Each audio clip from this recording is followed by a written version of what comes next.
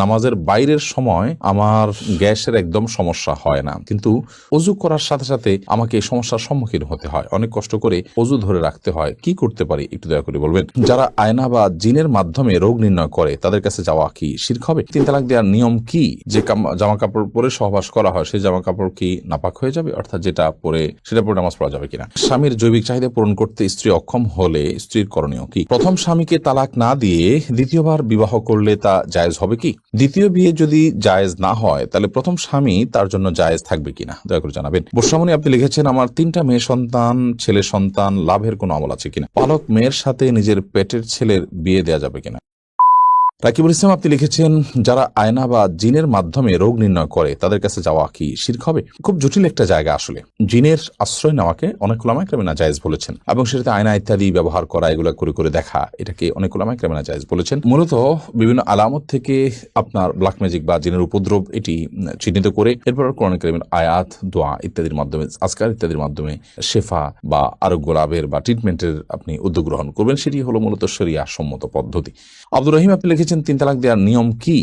আপনি যদি আপনার স্ত্রীকে 3 তালাক দিতে হয় তাহলে যেই পবিত্রতায়, অর্থাৎ মাসিক হওয়ার পর যে নতুন পিরিয়ড, পবিত্রতার পিরিয়ড শুরু হয়েছে, সেই পিরিয়ডে তার সাথে শারীরিক কোনো সম্পর্ক করা ছাড়া আপনি একটা তালাক দিবেন। এরপর 1 মাস চলে যাবে, আপনি আবার তাকে কখনো একটা তালাক দিবেন। এভাবে 3 দফা 3টা তালাক দিবেন তাকে, অথবা একটা তালাক দিয়ে আপনি ছেড়ে দিবেন, এটি সবচেয়ে উত্তম। এবং 3 মাসে অটোমেটিকলি তার সাথে আপনার সময়, আপনার নির্দিষ্ট সময় আপনার পার হয়ে যাবে। এরপরে আপনি বিচ্ছেদ হয়ে যাবে। পরবর্তীতে আবার কখনো বিয়ে হলে এরপর যদি আবার তার থেকে তালাক দেওয়ার প্রয়োজন হয় তখন আপনি তালাক দিলেন। এভাবে তিন ধাপে 3টা তালাক দিবেন। একসাথে 3টা তালাক দেওয়া এটা নাজায়েজ এবং গুনাহের কথা। মোহাম্মদ রাসেল আইডি থেকে আপনি লিখেছেন, পালক মেয়ের সাথে নিজের পেটের ছেলের বিয়ে দেওয়া যাবে কিনা? হ্যাঁ, দেওয়া যাবে। যেহেতু পালক মেয়ে, সে আপনার আসল মেয়ে না, অতএব তাকে আপনি পেটের ছেলের সাথে বিয়ে দিতে পারেন। হ্যাঁ, যদি আপনার পালক মেয়েটা আপনার দুধ সন্তান হয় বা দুধ সম্পর্কিত আত্মীয় হয়, যার সাথে বিয়ে বন্ধন আবদ্ধ, হারাম, দুধের কারণে যে সম্পর্ক হয় সেটি যদি এই পর্যায়ে চলে যায়, ধরুন আপনি এই ছেলের বোনের দুধ আপনি পান করেছেন, তাহলে তো সে আপনার দুধ ভাই,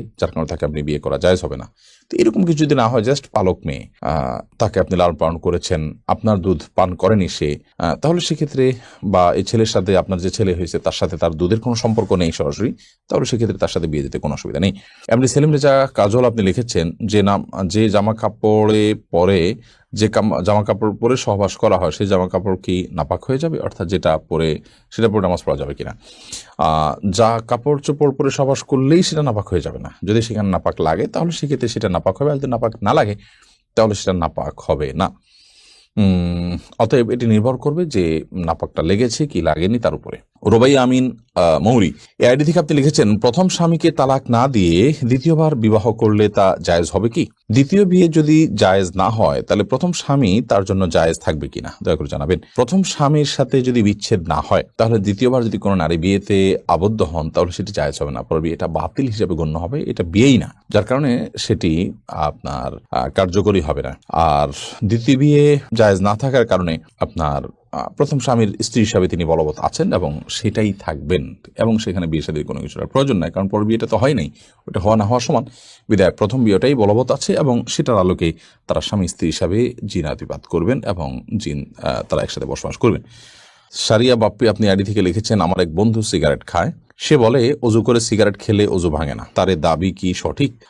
দেখুন, অজু করে সিগারেট পান করলে, ধূমপান করলে অজু ভাঙে না, এটা তো মোটা দাগে ঠিক আছে যে অজু করেছেন, আপনি অজু করার পর ধূমপান করেছেন, তাহলে সেক্ষেত্রে আপনার অজু ভাঙবে না। কিন্তু আপনার মনে রাখা উচিত যে আপনি যদি ধূমপান করেন তাহলে সেক্ষেত্রে অজু ভাঙার চেয়ে বড় কিছু আপনার ভেঙে যাবে। অজু ভাঙাটা তো গুনাহের ব্যাপার না, অজু ভাঙাতে কোনো গুনাহ হয় না, অজু ভাঙা তো একটা স্বাভাবিক প্রক্রিয়া, কারোর পেশাব মলমূত্র ত্যাগের কারণে তিনি অজু ভঙ্গ হয়ে গেছে, এর কারণে কোনো গুনাহ হবে না, তিনি আবার অজু করে ফেলবেন। কিন্তু আপনি যখন ধূমপান করবেন তখন আপনার তাকওয়া ভেঙে যাবে, আপনার গুনাহ হবে, যার কারণে সেটার কারণে আপনার শাস্তির মুখোমুখি হবে। অজু ভাঙার কারণে তো শাস্তির মুখোমুখি হতে হবে না, বিধায় ধূমপান করলে অজু ভাঙবে না, এটা ঠিক, কিন্তু তার চেয়ে বড় কিছু ভেঙে যাবে, অর্থাৎ আপনার নেকামল ভেঙে যাবে। বিধায় একজন ইমানদার সেটিকে ঠুনকো ভাবে দেখার কোনো কারণ নেই। অজু ভাঙবে না বলে এটাকে ঠুনকো ভাবে না দেখে বরং এটার আরো যে ভয়াবহ দিক আছে সেটা আমাদের খেয়াল রাখা উচিত। তবে হ্যাঁ, এটা ঠিক যে ধূমপান করার পর মুখে যে দুর্গন্ধ হয়, আপনি সালাত আদায় করার জন্য সেই দুর্গন্ধ দূর করে তারপরে আপনি মসজিদে যাবেন এবং সালাত আদায় করবেন, যাতে করে ফেরেশতাদের কষ্টের কারণ না হয়, সেটি খেয়াল করতে হবে।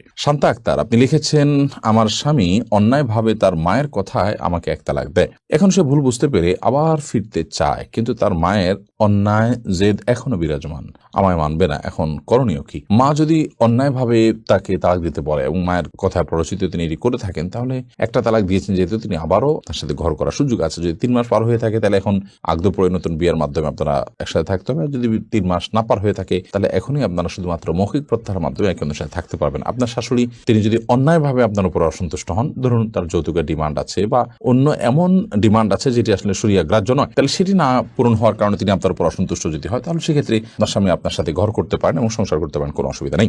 এরপরে সাবিহা জাহান লিখেছেন, স্বামীর জৈবিক চাহিদা পূরণ করতে স্ত্রী অক্ষম হলে স্ত্রীর করণীয় কি?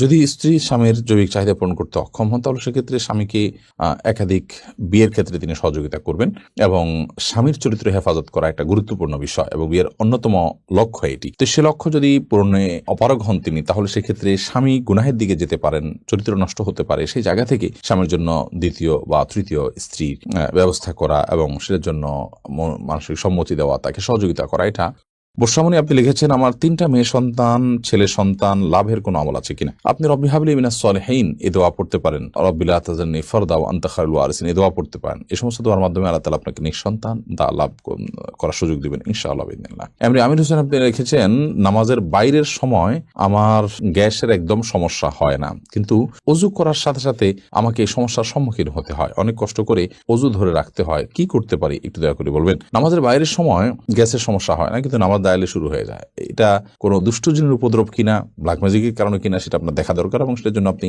রাকিদের শরণাপন্ন হয়ে ট্রিটমেন্ট করা উচিত। বিশেষ করে কোরআন কারীমের তেলাওয়াত, জিকিরের পরিমাণ বাড়িয়ে দেওয়া উচিত। কিন্তু সালাতের মধ্যে আপনাকে ওযু ধরে রাখতেই হবে, কারণ ওযু আপনার ছুটে গেলে আবার নতুন করে ওযু করে আপনাকে সালাত আদায় করতে হবে। সুমাইয়া সাদ্দাম এই আইডি থেকে আপনি লিখেছেন, নন মাহরামদের সাথে কি ফোনে বেশি কথা বলা যাবে না? প্রয়োজনীয় কথা আপনি বলতে পারেন, সেক্ষেত্রে আপনি কথার মধ্যে কোমলতা সৃষ্টি করবেন না, কারণ আপনি কণ্ঠের মধ্যে যখন কোমলতা সৃষ্টি করবেন, আপনি যখন নরম সুরে কথা বলবেন, তখন সেক্ষেত্রে আল্লাহ তাআলা কোরআনে কারীমে যেটি বলেছেন যে ফায়াতমাউল্লাযী ফি কলবিহি মারাদ, যাদের অন্তরে রোগ আছে তারা আপনার এর কারণে তাদের অন্তরের মধ্যে বাজে চিন্তা আসবে এবং লোভ তৈরি হবে, গুনাহ হবে, জল্পনা কল্পনা হবে। সেজন্য আল্লাহ বলেছেন ফালা তাখদা'না বিল কওল, তোমরা কথা বললে পরনারীর সাথে যখন পরপুরুষের যখন তোমাদের কথা বলতে হবে, ফালা তাখদা'না বিল কওল, তোমরা কথাকে কোমল করবে না। গোসলের পানির ছিটা কারো গায়ে পড়লে কি নাপাক হয়ে যাবে? তাহলে আর বিলম্ব না করে শুরু করি। আপনাদের ইতোমধ্যে যে সমস্ত প্রশ্নগুলো আমাদের কাছে এসে পৌঁছে গেছে সেগুলোর উত্তর দেওয়ার পালা। আম্বিয়া খাতুন জানতে চেয়েছেন, ভাইয়ের সামনে বোনের কতটুকু পর্দা করতে হবে? দেখুন, ভাইয়ের সামনে বোনের পর্দার বিষয়টি হলো, একজন নারী অন্য নারীর সাথে যতটুকু খুলতে পারবেন, উন্মুক্ত করতে পারবেন, একজন মেয়ে মানুষ তার ভাইয়ের সামনে ততটুকু পর্দা খুলতে পারবেন, শরীরের সে অংশগুলো তিনি প্রদর্শন করতে পারবেন। এটাকে আমরা আরও স্পষ্ট করে যদি বলতে যাই, তাহলে এভাবে বলতে পারি যে একজন নারী তার আপন ভাইয়ের সামনে তার শরীরের যে অঙ্গগুলো সচরাচর তিনি খুলে রাখেন, বাবার শরীরে খুলে রাখা হয় মাহরামদের সামনে, সেগুলো তার সামনে খুলে রাখতে পারবেন, যেমন চেহারা, মাথার চুল, এমনকি গলা, এগুলো খোলা রাখা যেতে পারে, হাতের গোছা, পাও, এগুলো আপনার ভাইয়ের সামনে আপনি খুলতে পারেন এবং বাবার সামনে এগুলো প্রদর্শন করতে পারেন। কিন্তু এর বাইরে আপনার আজকাল একটা নির্লজ্জতা আমরা দেখতে পাচ্ছি, সেটা হলো যে অনেক পরিবারে আপনার ভেতরে বাইরে নারীরা শর্ট পোশাক আশাক পরে থাকেন, সেটি কোনো অবস্থাতে জায়েজ নয় এবং সেটা আপন ভাইয়ের সামনে হলেও সেটি জায়েজ নয়, শুধুমাত্র স্বামীর সামনে সেটি জায়েজ হতে পারে। বিধায় এ ব্যাপারে আমাদের সাবধান হওয়া উচিত এবং দায়িত্বশীল থাকা উচিত। বাতুল আপনি জানতে চেয়েছেন, পুরাতন বা ছিঁড়ে যাওয়া কোরআন কি করব? দেখুন, পুরাতন বা ছিঁড়ে যাওয়া কোরআন, আমাদের কোরআনের ব্যাপারে আমাদের করণীয় সম্পর্কে ইমাম মুহাম্মদ রাহিমাহুল্লাহ সহ অনেক বড় বড় ইমামগণের মত হলো, সেটি আমরা কবরে বা এমন কোনো জায়গায় মাটিতে পুঁতে রাখবো যেখানে সচরাচর মানুষ পাড়া দেয় না। আস্তে আস্তে সেটা মাটিতে থাকতে থাকতে মাটির সাথে মিশে যাবে। কোরআন যদি ছিঁড়ে যায় বা ব্যবহার অনুপযোগী হয়, তাহলে সেক্ষেত্রে আমরা এই কাজটা করতে পারি। আর এর বাইরে অনেক উলামায়ে কেরাম পুড়ে ফেলারও পরামর্শ দিয়েছেন। তাদের দলিল হলো, সহিহ বুখারীতে একটি হাদিস বর্ণিত হয়েছে, আমরা অনেকেই জেনে থাকবো, যে ওসমান রাদিয়াল্লাহু তাআলা আনহুর শাসন আমলে যখন কোরআনের কিছু কপি নিয়ে সমস্যা দেখা দিচ্ছে, অর্থাৎ কোরআন যেহেতু কয়েক আপনার উপভাষায় নাজিল হয়েছে, সেই উপভাষাগুলোতে কোরআনে কিছু কপি করা হয়েছে, পরবর্তীতে কিছু জটিলতা দেখা দিল, তো একটি রেখে বাকি কপিগুলোকে একত্র করে সাহাবায়ে কেরাম পুড়ে ফেলেছিলেন। তো যেহেতু সাহাবায়ে কেরাম কোরআন যখন ব্যবহার অনুপযোগী হয় সেটাকে পুড়ে ফেলার আমল তাদের থেকে প্রমাণিত হয়েছে, সেজন্য অনেক ওলামা একরাম বলেন যে পুড়ে ফেলা যাবে। তো আমাদের সমাজে আজকাল প্রতিবাদের ভাষা হিসাবে মানুষ পুড়ে ফেলে, সেই জায়গা থেকে আমাদের ওলামা একরাম সচরাচর নিষেধ করেন যেন পুড়ে না ফেলে বরং দাফন করা হয়। এ হলো কোরআন যদি ব্যবহার অনুপযোগী হয় সেক্ষেত্রে আমাদের করণীয় সম্পর্কে বিস্তারিত আলোচনা। এরপরে আব্দুল্লাহ আপনি প্রশ্ন করেছেন পশু মারা যাওয়ার আগ মুহূর্তে জবাই করলে সেটা খাওয়া যাবে কিনা। উত্তর হলো হ্যাঁ, খাওয়া যাবে। পশু যতক্ষণ পর্যন্ত তার মধ্যে প্রাণ আছে ততক্ষণ পর্যন্ত সেটি জবাই করলে খাওয়া যাবে। কোনো কারণে অ্যাক্সিডেন্ট হলো, পশু এখনও মারা যায়নি কিন্তু কিছুক্ষণ পরেই মারা যাবে মনে হচ্ছে, এই মুহূর্তে জবাই করে দিলে সেটি খাওয়া যাবে।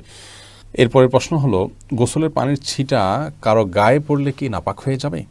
উত্তর হলো গোসলের পানির ছিটা, সাধারণ পানির ছিটা যদি কারোর গায়ে গিয়ে পড়ে তাহলে সেটি নাপাক হবে না, তার শরীর নাপাক হবে না, কাপড়ের উপর লাগলে সে কাপড় নাপাক হবে না। তবে শরীরে যদি কোথাও দৃশ্যমান নাপাক থাকে শরীরের উপরে, সেই জায়গাতে পানি পড়ে এবং সেই পানিটা গিয়ে নির্দিষ্টভাবে কারোর গায়ে লাগে, তাহলে সেই অংশ যে অংশে লাগবে শুধুমাত্র সেই অংশটা নাপাক হবে, সেটিকে ধুয়ে ফেললেই পাক হয়ে যাবে। আর যদি এরকম দৃশ্যমান কোনো নাপাক না থাকে, জাস্ট তার গোসল ফরজ হয়েছে হয়তো কিন্তু শরীরের উপরে কোনো দৃশ্যমান নাপাক নাই, তাহলে শরীরের উপরে যে পানি ব্যবহার করা হবে সেটা ছিটা গিয়ে অন্য কারো কাপড় পড়লে সেটি নাপাক হবে না। কারণ নাপাক দূর করার জন্য আমরা যে উযু করি, গোসল করে থাকি, এই ব্যবহৃত পানি নাপাক হয়ে যায় না যদি সেখানে দৃশ্যমান নাপাক না থাকে। এর পরের প্রশ্ন হলো দাঁড়িয়ে পেশাব করলে কি গুনাহ হবে। দাঁড়িয়ে পেশাব করলে সেটা অনুচিত এবং অনুত্তম হবে। কারণ হলো দাঁড়িয়ে পেশাব করলে তার ছিটা আমাদের গায়ে এসে লাগে, অথচ পেশাবের ছিটা থেকে বাঁচার জন্য নবী করিম সাল্লাল্লাহু আলাইহি ওয়াসাল্লাম তাকিদ দিয়েছেন। কবর আযাবের অন্যতম একটা বড় কারণ হলো পেশাব থেকে ভালো করে পরিচ্ছন্ন না হওয়া। এই জায়গা থেকে দাঁড়িয়ে সচরাচর পেশাব করা উচিত নয়। রাসূল আকরাম সাল্লাল্লাহু আলাইহি সাল্লাম সম্পর্কে আমাদের আয়েশা রাদিয়াল্লাহু আনহা বলেছেন এবং তিরমিজিতে হাদিসটি বর্ণিত হয়েছে।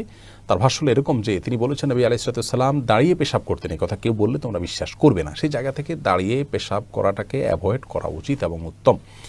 তবে সৌদি আরবের উলামা ইকরাম বিন বাজ, ইবনে উসাইমিন রাহিমাহুল্লাহ সহ অনেক উলামা ইকরাম বলে থাকেন যে কেউ চাইলে দাঁড়িয়ে পেশাব করতে পারেন, বিশেষ করে পেশাবের ছিটা ইত্যাদি আসবে, নাপাক হয়ে যাবে, তার কাপড় শরীর লেগে যাবে, এরকম আশঙ্কা যদি না থাকে তাহলে সে অবস্থায় দাঁড়িয়ে পেশাব করাতে অসুবিধা নাই তারা মনে করেন। তার কারণ হলো বুখারীর একটি হাদিস রয়েছে, যে হাদিসে নবী করিম সাল্লাল্লাহু আলাইহি সাল্লাম কোন একটা ময়লাযুক্ত এলাকাতে যেখানে বসার পরিবেশ ছিল না সেখানে দাঁড়িয়ে তিনি পেশাব করেছেন। এই হাদিসটাকে তারা ব্যাপক অর্থে নিয়ে থাকেন, কিন্তু প্রথম মতটি অধিকতর বিশুদ্ধ এবং দলিল থেকে আপনার দলিল সমৃদ্ধ বলে আমাদের কাছে মনে হয়। অতএব সচরাচর এবং সাধারণ অবস্থাতে দাঁড়িয়ে পেশাব না করে বসে পড়াই উচিত। রাসূল আকরাম সাল্লাল্লাহু আলাইহি ওয়াসাল্লাম স্বাভাবিক অবস্থায় সেটিই করতেন। হ্যাঁ, বিশেষ কোনো কারণে কোনো জায়গায় বসা পরিবেশ নাই এরকম হলে সেখানে দাঁড়িয়ে পেশাব করা যেতে পারে। শারমিন আখতার আপনি জানতে চেয়েছেন নামাজরত অবস্থায় মেয়েদের চুল খোলা থাকবে নাকি বাঁধা থাকবে। নামাজরত অবস্থায় মেয়েদের চুল খোলাও থাকতে পারে, বাঁধাও থাকতে পারে। তবে খোলা থাকলে সেটি রুকু সিজদা এবং উঠা বসায় যদি ডিস্টার্বের কারণ হয়, সে দৃষ্টিকোণ থেকে খোলা না রেখে বেঁধে রাখা উত্তম এবং ভালো, যেহেতু সলাতে একাগ্রতা নষ্ট হতে পারে এমন কাজ করা উচিত নয়। আর যদি এরকম কোনো ব্যাপার না থাকে, উঠা বসা রুকু সিজদাতে কোনো প্রকার সমস্যা না হয়, তাহলে তিনি চুল খোলা রেখেও নামাজ পড়তে পারেন, তবে চুল তাকে ঢেকে রাখতে হবে। অর্থাৎ বড় কোনো ওড়নার মাধ্যমে এই চুলগুলোকে ঢেকে রাখতে হবে, যিনি রুকুতে সিজদায় উঠা বসায় কোনো অবস্থাতে যেন চুলের কোনো অংশ প্রকাশিত না হয় সেদিকটি খেয়াল রাখতে হবে।